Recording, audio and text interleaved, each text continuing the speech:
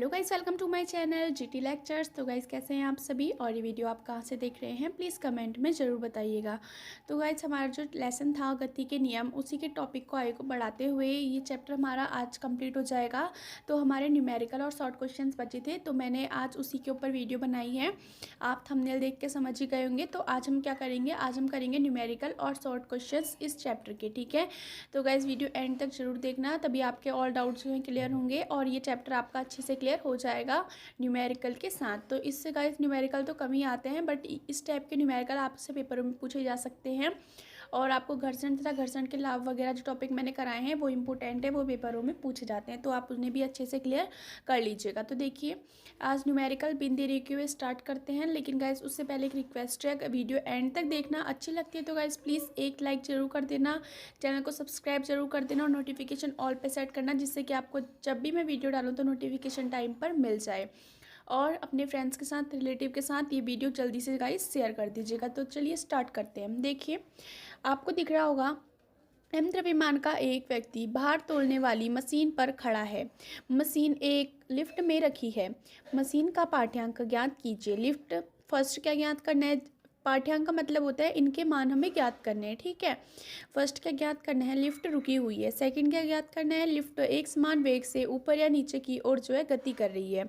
Third है lift त्वरण ए से ऊपर की ओर जा रही है। ठीक है, तो गाइस हमने ये तीन जो है टॉपिक, जो हमारा तीन क्वेश्चन हैं इसके, वो हमने ज्ञात करने हैं। ठीक है, तो हम यहाँ पर से लिख लेते हैं सॉल्व, किस तरीके से क्वेश्चन सॉल्व होगा। हम इसी तरीके से इसको अच्छे से सॉल्व करते हैं। देखिए उसने क्या बोला, द्रव्यमान का एक व्यक्ति भार तोलने वाली मशीन पर खड़ा है, और वह मशीन कहाँ खड़ी है, यानी वह मशीन कहाँ पर रखी हुई है, हमारी लिफ्ट में रखी हुई है। ठीक है, तो देखिए ये कैसे होगा, जब मनुष्य, तो हम लिखेंगे सबसे पहले, अगर आप लिखना चाहते हैं तो अच्छी बात है, नहीं तो अगर आपका 6 नंबर या 5 नंबर में क्वेश्चन आता है तो आप लिख के दिखा सकते हैं, नहीं तो आप नॉर्मली से सॉल्व कर सकते हैं। अगर आपको लिखना है तो क्या आएगा गाइस, जब मनुष्य भार तोलने वाली मशीन पर खड़ा है। ठीक है, जब मनुष्य भार तोलने वाली मशीन पर खड़ा है तो वह मशीन, जो मनुष्य है, मनुष्य के द्वारा मशीन पर बल लगेगा, और वो मशीन कहाँ रखी हुई है, लिफ्ट पर। तो लिफ्ट द्वारा, लिफ्ट जो है ऊपर को जाती है तो ऊपर की ओर बल लगेगा। ठीक है, तो यहाँ पर से कौन कौन से बल कार्य करेंगे, यहाँ पर से बल कार्य करेंगे दो। ठीक है, एक तो कार्य करेगा मनुष्य का भार mg ऊर्ध्वाधर, mg जो है ऊर्ध्वाधर, mg जो है ऊर्ध्वाधर कहाँ, नीचे की ओर, mg नीचे की ओर। ठीक है, तो एक हमारा बल कहाँ को कार्य करेगा, नीचे की ओर, जो कि मनुष्य द्वारा है। ठीक है, सेकंड हमारा क्या करेगा, मशीन की, देखिए मशीन जो थी हमारा, मशीन के प्रतिबल कहाँ को, प्रतिबल नीचे आर। ठीक है, मशीन की प्रतिबल आर ऊपर की ओर, ऊपर की ओर। ठीक है, तो गाइस हमने पढ़ा है, देखिए जब हमारे पास क्या बल कार्य कर रहे हैं, दो बल कार्य कर रहे हैं। मैंने ना आपको बताया, जब मशीन है, ठीक है, जो व्यक्ति है मशीन पर खड़ा है, तो उस टाइम पे mg भार नीचे की तरफ, यानी मशीन के ऊपर मनुष्य का भार जाएगा, तो तभी वो जो है वेट उसका पता चलेगा। और सेकंड आपसे बोला गया है कि वो मशीन कहाँ रखी है, लिफ्ट में। अगर वो लिफ्ट में रखी है तो लिफ्ट भी तो ऊपर की तरफ बल लगाएगी, तो वहाँ पर से तब इसका प्रतिबल कितना हो जाएगा, r। ठीक है, तो देखिए अतः, तो हम क्या निकालेंगे, कार्य करने वाला बल, कार्य करने वाला बल।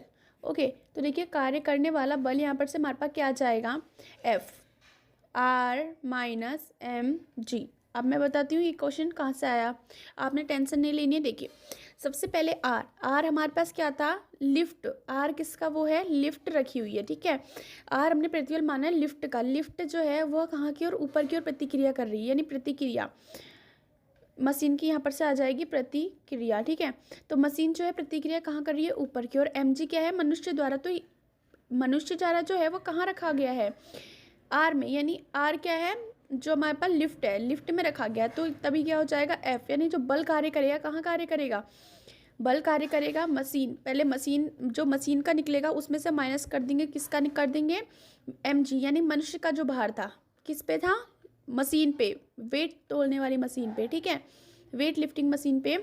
और जो हमारे पास था फिर वो मशीन कहाँ पे रखी हुई है, लिफ्ट पे, इसलिए क्या आ गया आर। तो ये इक्वेशन कैसे बनी, एफ, यानी बल कहाँ कार्य करेगा, जो टोटल बल है वो कहाँ पे है, मशीन पर है, और उसमें से माइनस किसको करना है हमने, जो मनुष्य का बल है, ठीक है।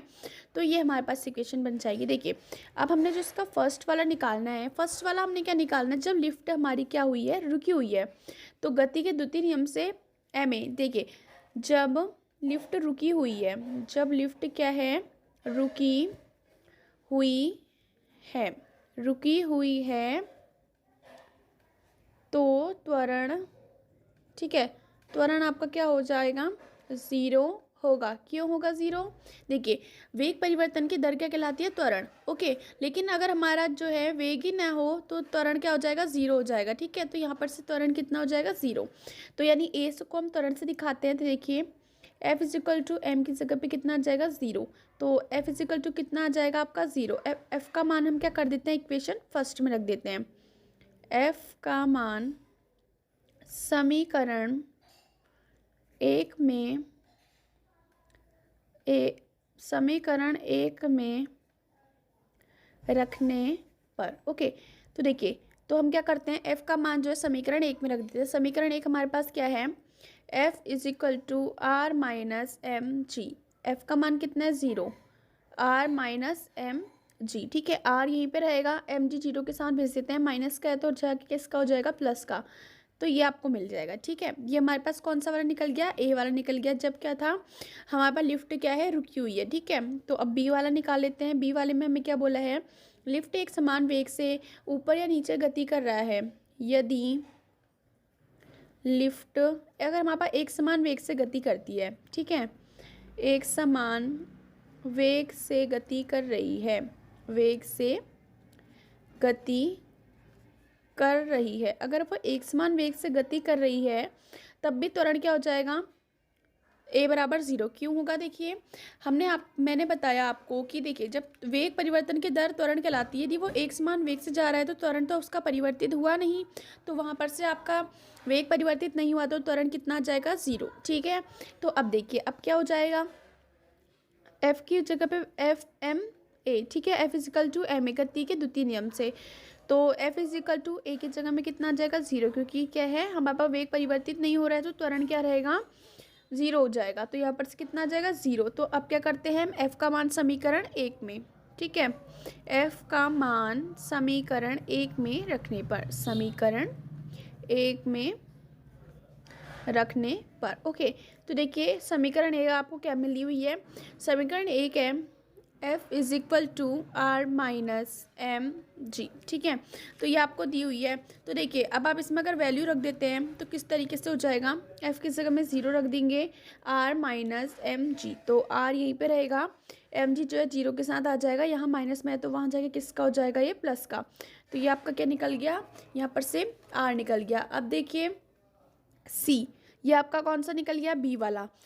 थर्ड वाले में आपसे क्या पूछा गया था, देखिए थर्ड वाले में आपसे पूछा गया था जब लिफ्ट त्वरण ए से ऊपर की ओर जा रही है, लिफ्ट क्या है, त्वरण ए से ऊपर की ओर जा रही है, ओके। वो कहाँ लिफ्ट जा रही है, ऊपर की तरफ। तो देखिए किस तरीके से निकालेंगे, लिफ्ट जो है त्वरण ए से ऊपर की ओर जा रही है, ऊपर की ओर जा रही है, ठीक है। अगर ये ऊपर की ओर जा रही है अतः क्या हो जाएगा, गति का द्वितीय नियम लगा दीजिए, F is equal to M A. उसने क्या बोला, लिफ्ट एक समान त्वरण ए से ऊपर की ओर जा रही है, यानी उसका त्वरण कितना है, ए। अगर उसका त्वरण यहाँ पर से गाइस ए है तो देखिए क्या हो जाएगा, एफ की वैल्यू हम किस में रख देंगे, इक्वेशन फर्स्ट में रख देंगे, ओके। तो देखिए क्या लिखेंगे हम, एफ का मान समीकरण एक में, समीकरण एक में, ठीक है। तो समीकरण एक क्या दी हुई है, तो गाइस देखिए समीकरण एक में एफ का मान रख देना है, ठीक है। तो एफ का मान इतना था, समीकरण एक थी, F is equal to R minus M G, F की वैल्यू कितनी है, M A, M A is equal to R minus M G, M यहाँ पे भी है, एम यहाँ पे भी है, इसके साइड कर लेते हैं, एम ए माइनस का यहाँ जाएगा किसका हो जाएगा, प्लस, इज इक्वल टू कितना आ जाएगा इस आर, क्योंकि आर अपनी जगह में है, एम जी जो था माइनस में यहाँ था, इधर जाके किसका हो जाएगा, प्लस का। तो अब देखेंगे एम यहाँ पर से आपको कॉमन दिख रहा होगा, A plus G is equal to R, M M दोनों से बाहर आ गया तो अंदर कितना बचा, ए प्लस जी, ये आ जाएगा। तो आर इज इक्वल टू कितना आ जाएगा गाइज आपका, एम ए प्लस जी। तो यही आपका क्या हो जाएगा, आंसर। तो ये हमने एक न्यूमेरिकल कर दिया जिसमें हमसे क्या पूछा गया था, हमें इसमें पूछा गया था कि एक जगह पे पहले जो है लिफ्ट हमारी रुकी हुई है, फिर उसने बोला जो लिफ्ट है हमारी वह एक समान वेग से ऊपर या नीचे की ओर चल रही है, फिर बोला लिफ्ट ए त्वरण ए से ऊपर की ओर जा रही है। ठीक है, तो गाइज मैं इसके PDF नोट्स भी जो है डिस्क्रिप्शन में दे दूँगी, तो देखिए आपको स्क्रीनशॉट लेना हो तो आप स्क्रीनशॉट भी ले सकते हैं। चलिए आगे बढ़ते हैं, हम अब देख लेते हैं जो है हमारे शॉर्ट क्वेश्चन। तो गाइस आपका देखिए अतु लघु उत्तरीय प्रश्न यानी शॉर्ट क्वेश्चन क्या हैं, देखिए बल एक कैसी राशि है, इसका SI मात्रक लिखिए। ठीक है, तो इसका आंसर क्या हो जाएगा, बल एक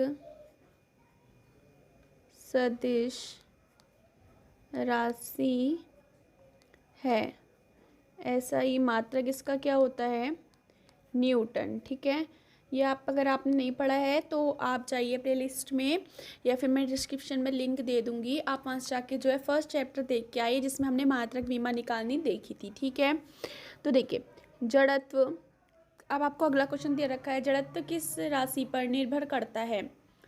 ठीक है, तो जड़त्व किस पर निर्भर करता है, द्रव्यमान पर। जड़त्व द्रव्यमान पर निर्भर करता है।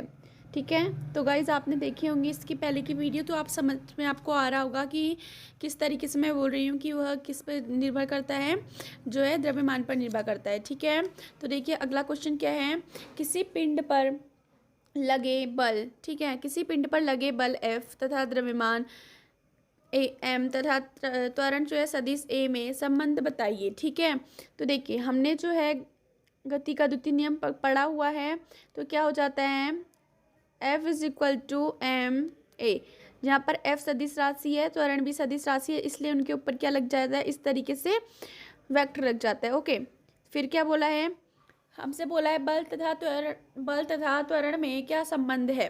ठीक है, बल तथा त्वरण में गाइस क्या संबंध है, देखिए जो बल होता है हमारे पास सदिश बल is equal to proportional to कितना होता है, त्वरण। यानी इसका मतलब क्या होता है, देखिए जो हमारे पास बल है वह किसके समानुपाती होता है, त्वरण के। जैसे बल लगाने पर किसी वस्तु में उत्पन्न, ठीक है, त्वरण, तो मैं इसको भी लिख देती हूँ, देखिए ताकि आपको अच्छे से क्लियर हो जाए। बल लगाने पर, ठीक है, बल लगाने पर किसी वस्तु में उत्पन्न त्वरण, उत्पन्न त्वरण ए तथा कुल जो उस वस्तु पर लगाए गए बल होता है। ठीक है, यानी उस वस्तु पर लगाए गए बल जो है हमारे पास बल के समानुपाती होता है। त्वरण जो होता है उस वस्तु पर लगाए गए बल के समानुपाती, अभी मैं समझाऊंगी गाइस, आप बस देखते रहिए, समानुपाती होता है। अब देखिए किस तरीके से हमने इसको ऐसा कहा। ओके, देखिए बल तथा त्वरण में संबंध बताइए, हमें ऐसा बोला था। देखिए बल जो होता है, देखिए जब हम किसी वस्तु पर बल लगाते हैं ना, तो उसमें जो त्वरण होता है उस वस्तु पर लगाए गए बल के समानुपाती, नहीं जितना त्वरण होगा उतना ही उस पर क्या कार्य करेगा, बल। और जो हमारे पास त्वरण होता है, त्वरण क्या होता है, वेग परिवर्तन की दर जो है हमारे पास त्वरण कहलाती है। बल आपको पता ही होगा कि हम उस वस्तु पर कितना बल लगा रहे हैं। ठीक है, अगला क्वेश्चन आपको दिख रहा होगा, संवेग परिवर्तन की जो दर है हमारे पास किस भौतिक राशि पर निर्भर करती है। ठीक है, जो संवेग परिवर्तन की हमारे पास दर है वो किस भौतिक राशि पर निर्भर करती है, बल पर। ठीक है, बल पर किस भौतिक राशि पर निर्भर करेगी, संवेग परिवर्तन, संवेग यानी वेग परिवर्तन की दर। ठीक है, संवेग परिवर्तन कहलाती है। तो देखिए अगला क्वेश्चन, नेक्स्ट क्वेश्चन है दो संपर्क तलों के बीच घर्षण गुणांक √3 है, इनके बीच घर्षण कोण क्या होगा। देखिए मैंने आपको बताया था इससे पहली वीडियो में, घर्षण गुणांक μs, ठीक है, इज इक्वल टू हमें कितना दे रखा है, √3 दे रखा है। ओके, तो हमने ये पढ़ा है कि tan theta is equal to कितना हो जाता है, μs। ठीक है, तो यहाँ पर से कितना tan थीटा हमें कितना, तो tan थीटा हमारे पास कितना हो जाएगा, तो देखिए म्यू एस बराबर कितना होता है √3, और √3 बराबर कितना हो जाता है म्यू थीटा। तो लिख देंगे हम यहाँ से अतः tan theta is equal to कितना हो जाएगा √3। ठीक है, तो अब हम क्या करते हैं, √3 बोला है उसने, तो tan theta is equal to √3। जो √3 किसकी वैल्यू जाती है 10, अगर हम थीटा इज इक्वल टू 10√3 करें, ठीक है, तो कितनी 60 डिग्री की वैल्यू कितनी हो जाती है 10√3। तो यहाँ पर से कितना आ जाएगा 60 डिग्री। तो यही आपका क्या हो जाएगा यहाँ पर से आंसर। किस तरीके से निकला देखिए, घर्षण गुणांक हमको दे रखा है √3, इनके बीच घर्षण कोण हमने ज्ञात करना है। ठीक है, तो म्यू एस बराबर होता है √3 घर्षण गुणांक जिससे कहते हैं। तो यहाँ पर से हमने क्या निकालना है, कोण निकालना है। तो टेन थीटा हमारे पास हो जाता है म्यू एस के, जहाँ पर म्यू एस की वैल्यू अगर √3 है तो हम उसकी वैल्यू को टेन थीटा के इक्वल कर सकते हैं, क्योंकि टेन थीटा और म्यू एस जो है एक दूसरे के इक्वल होता है। तो यहाँ से हमने इक्वल कर दिया, तो थीटा जो हमारे पास थीटा था 10 को वहाँ भेज दिया 10√3, तो √3 की वैल्यू कितनी हो जाती है 10 में 60 डिग्री। तो यहाँ पर से हमारे पास कितना निकल गया 10 theta is equal to √60 degree. तो देखिए अगला क्वेश्चन क्या है, सर्पी घर्षण तथा लोडनिक घर्षण में कौन अधिक होता है। ठीक है, सर्पी घर्षण लोडनिक घर्षण में कौन अधिक होता है, तो इसका आंसर है सर्पी घर्षण। ओके, तो ये रहा इसका आंसर। अगला क्वेश्चन आपको दिख रहा होगा, घर्षण का एक उपयोग बताइए। ठीक है, तो हमें क्या बोला हुआ है, घर्षण का उपयोग बताना है। तो घर्षण का उपयोग देखिए क्या होता है, देखिए हम जब घर्षण होता है तो रोटी को हम हाथ में पकड़ सकते हैं। घर्षण के कारण ही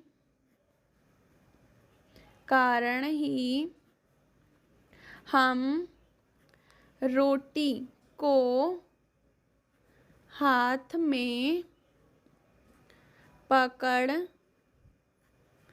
सकते हैं।